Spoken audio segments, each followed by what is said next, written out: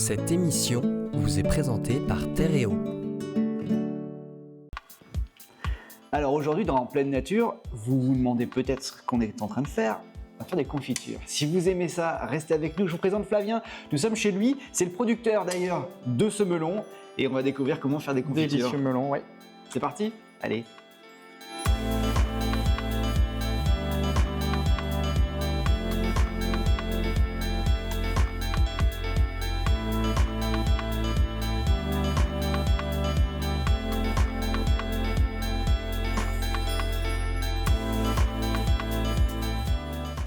Bon, en tout cas, merci de m'accueillir, Flavien. Merci à vous d'être venu. Hein. C'est du melon que tu produis ici dans les Hauts-de-France ? C'est ça, ouais, du très très bon melon. Donc on a beaucoup de chance. Hein. C'est que voilà, il fait de plus en plus beau dans le nord. Donc on arrive à faire des choses, des cultures du sud qui ont du goût, qui sont sucrées, qui sont juteuses. Et aujourd'hui, voilà, on va te montrer ce qu'on sait faire avec ce melon, quoi. Mais c'est le réchauffement climatique qui permet ça ou... Oui, le réchauffement climatique, je pense que a son effet là-dessus, effectivement. Donc on va, nous, en tant que producteurs, en profiter. On va dire que c'est peut-être le côté un peu bénéfique du réchauffement climatique, c'est qu'on va savoir faire des produits type melon, pastèque, patates douces, grâce à ce réchauffement climatique, oui. Aujourd'hui, le melon que l'on peut manger à l'apéritif, en dessert, mais aussi en confiture, et c'est ce qu'on va faire aujourd'hui. Oui, la confiture, ouais. On va essayer de faire de la confiture ensemble, ouais, et puis on va voir ce que ça donne. Je coupe, mais tu me dis, hein, c'est toi la recette. Moi, je suis pas spécialiste du tout en confiture. J'en ai fait le week-end dernier, mais je suis pas sorti de mon coup. Combien de melons ? Qu'est-ce qu'on fait ? Alors, je pense qu'on va faire 3-4 melons, et puis on va peser, on ajustera, et puis je pense qu'il faut partir sur 1 kg de melon et 500-600 grammes de sucre. Et puis on va préparer tout ça, et puis après on enverra à la cuisson. Hein, donc je te laisse couper, tu fais ça très très bien. T'as vu ça ? Si tu veux, je peux commencer à peser. Vas-y, alors moi, Allez, tu m'as dit, il je faut vais les évider. Bon, on garde pas les pépins, évidemment. Non, on enlève les pépins, donc on voit bien, hein, c'est un melon bien en chair, juteux. Mûr, hein. Ouais, et puis au niveau de l'odeur, c'est vraiment top. Hein, il sent bon. Alors déjà, tu nous accueilles chez toi, merci beaucoup. C'est très joli. Oui, c'est vrai qu'on est dans un cadre qui est très très beau, très verdoyant. Hein. C'est vrai que on a beaucoup de chance d'être ici. Ça fait combien de temps que tu es là ? Donc moi, ça fait 5 ans que je me suis installé. Hein. Donc on avait commencé sur une partie équestre. Et là, depuis 3 ans, on est parti plutôt sur une activité maraîchage, vente directe à la ferme, justement pour diversifier un petit peu l'exploitation. C'est un métier passion ? Tes parents étaient dans le métier ? Non, pas du tout. Mes parents ne sont pas du tout issus du milieu agricole. Hein. C'est un métier passion. Ah ouais. C'est à l'époque mon arrière-grand-mère qui m'a donné le goût de cultiver de bons légumes, de bons fruits. À l'époque, elle m'avait laissé un petit bout de terrain. Et puis de fil en aiguille, j'ai voulu me lancer dans l'agriculture. Donc en n'étant pas issu du milieu agricole, c'est vrai que c'est parfois un peu compliqué. T'as fait comment, une école ? Le parcours, ouais. Donc moi, j'ai fait toutes mes études en apprentissage pour la simple et bonne raison, c'est que j'étais un petit garçon qui aimait bien être dehors. Rester assis sur une chaise, c'était pas pour moi. Ouais. Donc il fallait que j'associe l'école, l'apprentissage et en même temps l'activité physique. Donc j'ai réalisé toutes mes études en apprentissage dans une exploitation agricole où j'ai appris beaucoup, hein, bien sûr. Et puis il y a 5 ans, je me suis dit allez, on y va, on fonce, pourquoi pas moi, quoi. Et on est arrivé ici à Montchaux, donc sur une exploitation qui comptait 6 hectares de pâture à la base. Et puis de fil en aiguille, on a augmenté un petit peu la surface pour les chevaux, donc pour le foin. Et on a diversifié 1,5 hectare de maraîchage. Et aujourd'hui, on en fait même 2,5 d'hectares en maraîchage sur une culture très diversifiée. Hein. On a aussi bien du melon, de la pastèque, de la patate douce.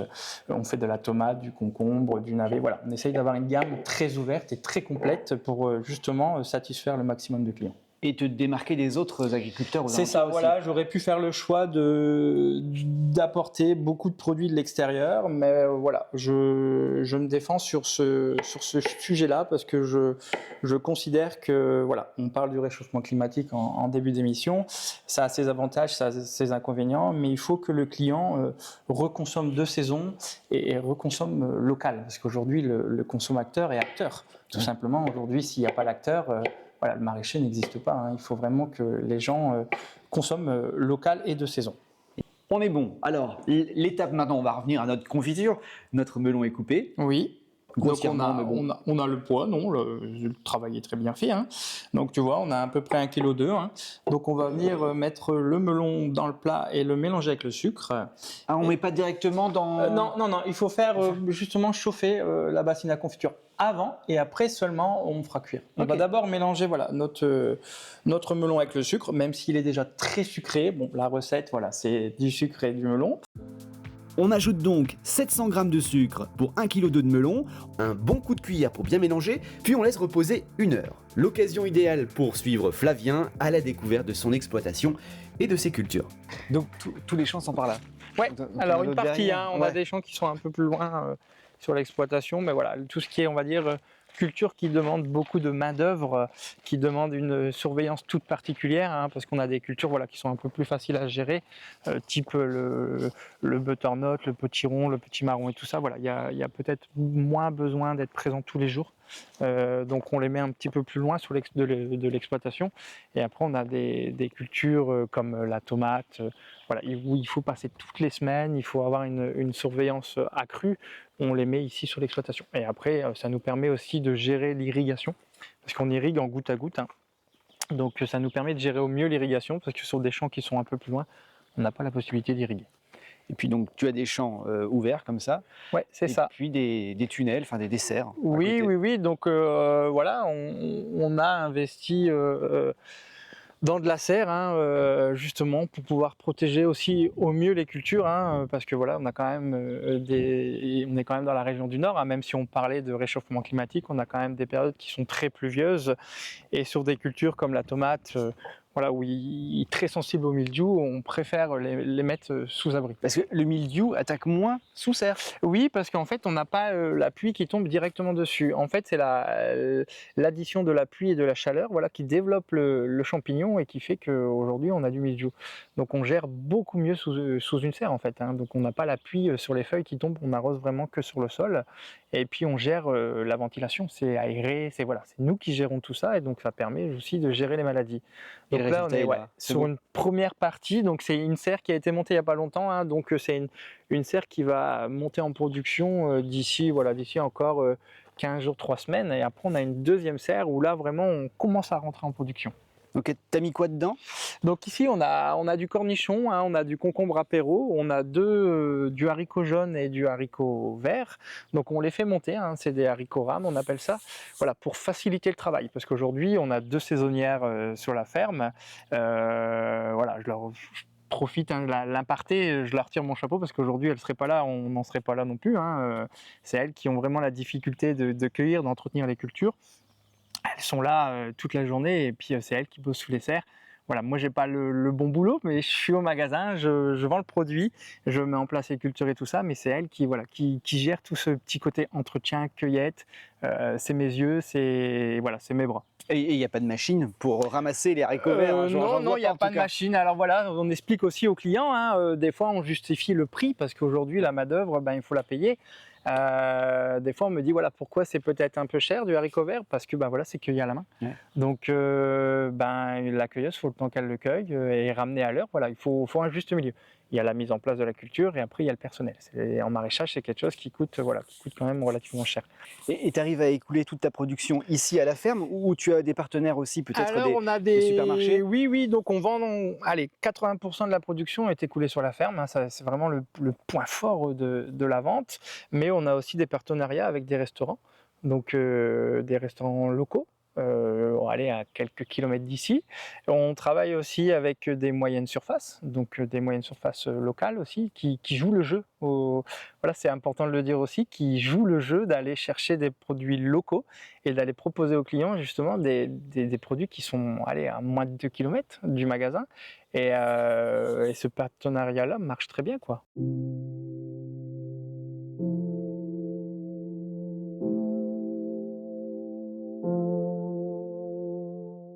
Alors Flavien, on a quand même une confiture à faire, une confiture de melon. On va peut-être les voir. Oui, on va aller voir les melons. Donc pour ça, on va passer dans cette serre. Hein. Donc je te disais, c'est cette serre qui va rentrer en production là assez vite. Hein. On le voit, les pieds de tomates sont chargés de fruits. il manque vraiment ce petit coup de chaleur pour aller faire rougir. Elles sont longues, hein, ces tomates. Ah oui, oui, oui. Donc là, c'est de la cornue. Donc vraiment, tu vois, c'est vraiment un pied de toute beauté, hein, on peut le dire. Hein, quand le travail est bien fait, c'est magnifique. Hein, on a vraiment des belles grappes. Hein, c'est les filles aussi qui s'occupent de tout ça, hein, de tailler les pieds et de choisir les fruits et tout ça. Donc ici, on a essayé cette année, c'est d'associer deux cultures, donc la tomate et le basilic. À l'époque, on mettait du basilic sur une ligne à part, donc ça prenait de la place. Et en fait, on s'est rendu compte, c'est ma saisonnière qui s'appelle Jenny, qui m'a dit, écoute Flavien, moi je voyage beaucoup, donc c'est quelqu'un qui voyage beaucoup l'hiver et qui m'a dit, moi j'ai déjà vu dans d'autres pays associer des cultures comme ça. Et elle me dit, le basilic, c'est quelque chose qui est répulsif pour les insectes et tout, et qui va te protéger ta tomate. Je lui ai dit, écoute, on va essayer, pourquoi pas. Et aujourd'hui, voilà, on associe ce basilic sur le bas du pied de tomate. Et puis, bon, lui, le pied de tomate va monter et va gêner en rien le basilic. Et c'est deux cultures qui s'associent très bien, quoi. Donc voilà, on rentre dans une partie où, tu vois, les tomates sont peut-être un peu plus mûres. Si ça te dit d'en goûter une. Moi, oui, hein, je vais pas hésiter. Allez, regarde celle-là. Ah non, tu ramasses la queue avec aussi? Oui, alors logiquement, bon là c'est pour toi goûter, c'est pas très très grave, mais les filles quand elles cueillent, voilà, elles viennent juste casser juste ici, elles mettent un petit coup d'ongle, tu vois, et on récupère tout quoi. Hein. Donc dans les barquettes c'est magnifique. Hein.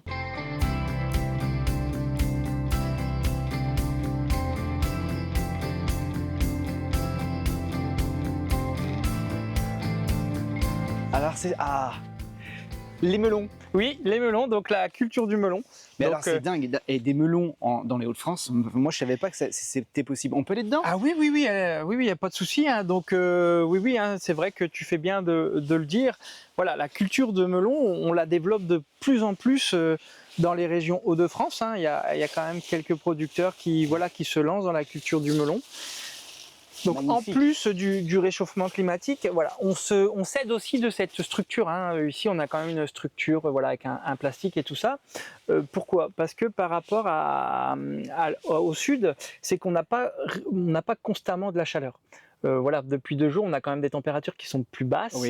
Donc c'est quand même une culture qui aime la chaleur. Donc qu'est-ce qu'on fait? C'est que quand vraiment il fait chaud, on va venir ouvrir le plastique, voilà, on ouvre la serre, on a la chaleur naturelle, et dès que les températures baissent un petit peu, on va venir rebaisser ce plastique, justement, tu sens la chaleur, pour faire remonter la chaleur, et voilà, et essayer d'avoir une moyenne constante de 25-30 degrés, voilà, la température idéale pour faire du melon qui est sucré, du melon qui est juteux, voilà, on voit bien que la culture se plaît, quoi. Il y a aucun inconvénient aujourd'hui à faire du melon dans les Hauts-de-France. Une question bête, à quel moment est-ce que tu sais qu'il est bon à cueillir? Alors, voilà, nous, on se repère en tant que producteur, c'est dès que l'opercule va commencer à se fendre, et juste ici, voilà, c'est que le melon est bon à manger.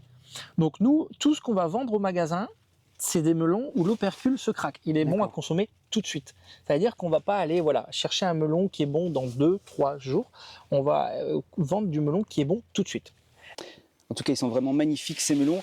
On en a qui nous attendent au magasin aussi. C'est ça, oui. On peut aller voir le magasin. Hein. Il n'y a pas de souci. Voilà, c'est pas le tout de le produire. Il faut le commercialiser. Hein. Il faut montrer aux gens le produit qu'on fait. Hein. Il faut le mettre en valeur. Donc, si tu veux, il n'y a pas de souci. On va au magasin voir un peu comment ça fonctionne. Et je suis sûr qu'à cette heure-ci, il y a des clients. Ah, c'est certain. Je te suis. Par là. On y va.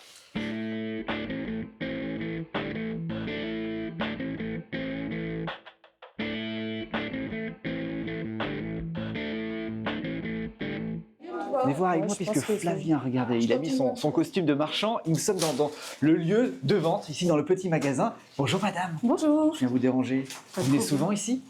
Écoutez, je viens toutes les semaines, toutes les 15 jours au moins, chercher mes légumes frais et surtout de saison pour cuisiner à la maison. Les petits pots, surtout de mon bébé qui a 1 an. Vous êtes une jeune maman. Jeune maman, oui. Et là, c'est hyper important pour les jeunes mamans de savoir d'où vient la nourriture que l'on donne à nos enfants. Bah oui, tout à fait. Des produits sains, surtout de saison, parce qu'en grande surface, finalement, on peut avoir plein d'aliments, mais qui ne sont pas forcément de saison. Et ici, on sait d'où viennent les produits. Et puis on a un conseil par Flavien sur les petites recettes à réaliser. Donc moi je trouve ça super. Mais j'aime beaucoup aussi. Alors quel est le menu du petit pot du jour pour c'est un garçon ou une fille? Un garçon, Gaspard. Gaspard. Voilà. Qu'est-ce qu'il va manger Gaspard ce midi? Alors, tout dépend un peu des produits qu'on a. Là, j'ai vu en arrivant qu'il y avait des petites tomates cerises qui ont l'air très appétissantes. Allez. Les aubergines qui sont derrière. Je pense que je vais lui faire une petite ratatouille maison. Voilà. Une ratatouille, on a besoin de quoi? On fait la recette en même temps. On a besoin aubergines, Aubergines, courgettes. courgettes. Là-bas. Ici, des courgettes vertes, des courgettes jaunes. Et puis un peu de tomates peut-être. Ouais, tomates, les oignons qui sont bien calibrés parce qu'en grande surface, on retrouve des oignons qui sont plutôt petits. Et moi, je trouve que ici, les oignons, les échalotes, c'est des vrais produits, quoi. C'est des vrais aliments, des vrais légumes. Voilà. Donc vous venez ici quoi, une fois par semaine? Ouais, une fois par semaine, sinon au moins tous les 15 jours. Chercher mes légumes, je fais mon petit stock et au moins je fais mes petits pots étalés sur la semaine. Eh ben on a la recette de ratatouille, merci beaucoup. Merci. Je vais continuer mon marché. Super. Allez, de la bonne pomme de terre toute fraîche. On y va. Voilà. C'est vrai que ça a l'air bon. Bonjour madame. Ah, bonjour monsieur. Ça va bien? Oh, ben, ça va parfaitement bien, oui, tout à fait. Une habituée. Ah oui, une fidèle, je dirais. C'est vrai? Ah oui, tout à fait. Les oui. Claudettes. Les Claudettes, Les voilà. Claudettes. On vient, plusieurs retraités de notre résidence, on vient voir Flavien régulièrement parce que quand on nous dit qu'on est des Claudettes, on est contente. Hein, ça, Ouais, voilà. Et puis non, Comme mais les légumes toutes belles. c'est extrêmement sympa parce que si vous voulez, justement, en tant que retraité, bon, déjà la retraite, elle n'est pas faramineuse. Non. Mais on a besoin de 2 oignons, on a besoin de 3 pommes de terre. C'est vraiment à la demande, donc c'est super, quoi, quelque part. Et on a des produits frais et surtout de saison. C'est ça. Hein. Et le sourire du marchand. Et le sourire du marchand. Et il nous envoie régulièrement un petit Facebook en nous disant, bah tiens, il y a ça qui est dessus. Donc on est toujours prévenu de ce qui est bien frais, de ce qu'on peut venir chercher. Donc franchement, oui, on est très très contents. Donc vous Et puis la cuisinez. qualité est là. Je vous dis, au niveau c'est important, les saisons quand même. Nous, les vieux, comme on dit. Mais bon, voilà. Bon, je On viens trouve manger que chez vous. c'est important. Donc voilà. C'est très important. Oui. Je viens manger chez vous, qu'est-ce qu'on mange? Alors Allez, on fait aujourd'hui, les courses. écoutez, normalement c'était une purée avec une salade et puis certainement quelques courgettes à la poêle. Vous avez un peu d'ail. Enfin, c'est tout simple, mais c'est tout bon. Voilà. Merci Flavien. Merci beaucoup. Voilà. Du champ au consommateur, Flavien est là aussi pour partager ses conseils et ses idées recettes, et les clientes sont ravies. Mais attention, là on a une confiture qui nous attend, on y retourne. De retour à nos fourneaux. Alors on va montrer nos melons, regardez comme ils sont beaux, c'est-à-dire on voit plus le sucre. Hein. Voilà, tout est bien mélangé, hein. On a rajouté ce petit zeste de citron, on a fait préchauffer notre bassine, et puis maintenant, voilà, on va mettre à la cuisson, et puis on se revoit dans 1 heure pour la mise en pot. T'as choisi la bassine en cuivre, toi. C'est de la bassine hein, de compète, ça. Oui, c'est ça. Tu veux que je te tienne? Ouais, je veux bien. Alors, moi- allez, on va faire ça à 2. C'est vraiment de beaux ustensiles. Alors, pourquoi est-ce qu'on fait chauffer un petit peu la bassine? C'est pour qu'elle prenne la température à... C'est ça, pour que la confiture soit tout de suite en température. Hein. Ah ouais, c'est beau, ça fume. Faut pas baisser un peu? On va baisser un petit peu, Ouais. oui, tu as raison. Et puis voilà. Allez, Je crois que tu peux y aller pour le reste. hop, hop. Allez, c'est parti. Voilà, on va Là, mélanger. Hein. Je mets tout. Hein. Voilà. Oui, oui, Le oui. sucre. On va tout de suite mélanger un petit peu le fond pour que ça ne devienne pas tout de suite en caramel. Voilà, c'est parfait. On a baissé un petit peu le gaz. Hein. Ouais. Donc là, maintenant, le programme pour les melons, ils doivent réduire, disparaître totalement. C'est ça, ils vont fondre. Hein. Ça va venir. Les morceaux vont disparaître, hein, tout simplement, dans la confiture. Hein. Ça prend combien de temps? Oui, il faut une petite heure. Je pense que voilà, on va mélanger comme ça régulièrement et puis dans 1 heure, on pourra mettre ça en pot.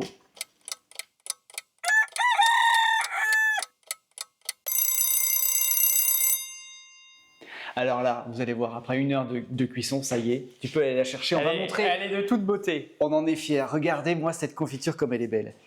Elle est pile poil. Alors c'est 1 heure de cuisson. Si on fait trop après, elle devient trop dure. Trop dur, là, la cuisson est vraiment parfaite. Hein. C'est vrai qu'il n'y a rien à rajouter. Hein.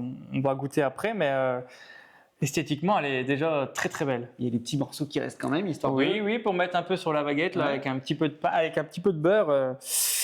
le petit plus. Ça va être bon. Alors évidemment, on va les mettre dans des bocaux maintenant, dans des pots de confiture.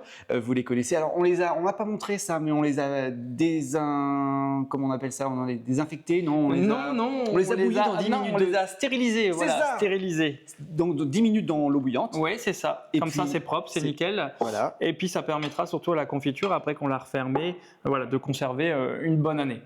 J'y vais, je prends la louche. Allez, on y va. Alors, regarde, tu as un accessoire là, oui. justement pour pas en mettre partout. Hop, C'est génial. je pense que c'est même C'est pas un génial. entonnoir spécial, quoi. C'est magnifique. Alors attends, regarde comme c'est beau. Je vais peut-être pas en mettre trop. Attention. Ah, le bruit aussi est beau. Alors, on va voir. Donc tu m'as dit à 1 cm de la fin du pot. Ouais, c'est ça. Là, je suis pas mal là. Oui, Allez, c'est parfait. voilà. C'est parfait. Ok, on fait le deuxième. Tac, allez, on y va. C'est génial c'est vrai que ça évite d'en mettre partout. Ah ouais. C'est pas mal. C'est parfait. Non, on peut être fiers de nous quand même. Hein. C'est un très beau produit fini. Hein. C'est vrai que la couleur est très belle, l'odeur surtout. Il suffit de refermer les pots. Alors, stériliser, ça c'est fait, les bocaux sont stérilisés, mais paraît-il que pour que la stérilisation se fasse et qu'on puisse les consommer pendant 1 an, la technique, c'est De la ça. tête à l'envers. Et là, qu'est-ce qui va se passer à l'intérieur? Ça va permettre à l'air d'être chassé en fait et que le couvercle soit vraiment bien étanche. Et on aura quand même le petit pack. Voilà, quand on va c'est ça. l'ouvrir. Mais c'est généralement que la stérilisation est bien faite. C'est à l'ouverture, le petit claquement là, clic. Que c'est beau. Si vous voulez d'autres conseils et encore plus, nous avons notre spécialiste maintenant. Elle s'appelle Margot, regardez. Aujourd'hui, de la confiture, tu peux en faire avec vraiment n'importe quel fruit. On fait de la confiture avec des pommes, avec des kiwis, avec des melons, de la confiture de fraises. On peut vraiment faire avec tout ce que tu auras dans ton verger ou dans ton potager. Moi, je recommanderais toujours de partir plutôt sur une bassine en cuivre. Pourquoi? Parce qu'on est déjà sur du cuivre français et il faut savoir que le cuivre est un excellent conducteur de chaleur. Ce qui signifie qu'en fait, tu vas avoir une répartition homogène de la chaleur dans ta bassine. Ça va éviter d'avoir des points chauds à certains endroits qui pourraient venir justement brûler en fait ou accrocher le fond de ta confiture et donner un petit goût amer à ta préparation. Et deuxième chose, il faut savoir que le cuivre aussi va se marier naturellement avec la pectine qui est présente dans tes fruits. Alors la pectine, c'est quoi? Encore une fois, c'est naturellement présent dans les fruits et c'est ce qui va permettre en fait de venir gélifier ta confiture. Après, si tu as un usage un peu plus occasionnel, tu peux très bien partir sur une bassine en inox que tu pourras là pour le coup utiliser aussi pour des préparations salées type soupe. Effectivement, la plupart des bassines en cuivre ne sont pas adaptables sur l'induction. Par contre, ce qu'on peut faire, c'est utiliser soit un disque relais en fait, qui viendra justement faire l'accroche avec ta plaque de cuisson. Et après, forcément, on a évolué, on a certaines bassines qui ont maintenant des fonds amovibles et qui vont venir directement se poser sur l'induction. Il faut mieux toujours partir sur du sucre spécial confiture. Donc c'est ce qu'on appelle du sucre cristal. Alors la seule différence en fait, c'est un sucre qui est un peu plus épais. Pourquoi? Parce que du coup en fait ça va suivre progressivement la montée en température de ta préparation et ça va venir se dissoudre naturellement et progressivement sur tes fruits. On favorise en tout cas des bocaux qui sont fabriqués en France. Une fois que ta confiture est prête, tu viens remplir donc du coup tes bocaux avec des petits accessoires qui permettent de ne pas brûler et de ne pas en mettre à côté. Donc c'est ce qu'on appelle l'entonnoir à confiture. Tu les remplis jusqu'à 1 cm du bord. Et après, pour la conservation, tu as 2 solutions. On ferme le confiturier, on le retourne jusqu'à temps que la préparation soit bien froide. Et là, tu vas avoir un phénomène de stérilisation en fait naturel.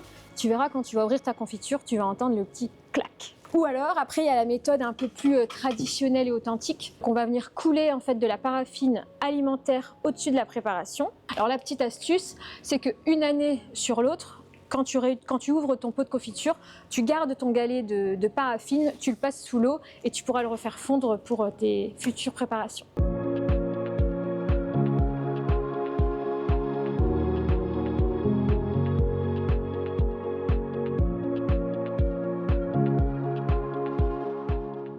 Alors, magie du tournage, regardez, notre experte Margot est venue pour tester. Et là, on a la pression, parce qu'il faut qu'elle soit réussie. Elle sera réussie avec des bons produits et puis la façon de faire. Je pense que... Je te laisse goûter, Margot, vas-y. Et puis nous, on va faire pareil, parce qu'elle est très très belle, regardez. Ça donne envie d'en manger. Ah, c'est bonne. On sent bien le goût du melon, et ce qui est génial ici, c'est que on est quand même parti de ça. On est allé dans les champs, le ramasser, ou presque. Et puis on arrive à ce résultat. Sur un produit fini, oui, qui est vraiment très très bon. Hein. Donc tu me disais, on peut garder ça un an? Un an, oui, sans problème. Hein. Mais bon, elle est tellement bonne que je pense que, allez, honnêtement, ça va aller très vite. Hein. J'adore. En tout cas, c'est très très bon. Bravo à tous les deux. Merci de nous avoir reçus. On a appris plein de choses. On a envie de faire des confitures aussi en cette période. Et puis on a tout le matériel et le savoir-faire maintenant pour en faire de bonnes comme ça. C'est du melon, mais ça peut être des fraises, ça peut être tout, oui, on fait tout ce qu'on veut. Oui, c'est ça. Et encore un grand merci à vous. Merci à vous. On se retrouve très vite, évidemment, en pleine nature avec un autre numéro, d'autres choses à découvrir encore. À bientôt.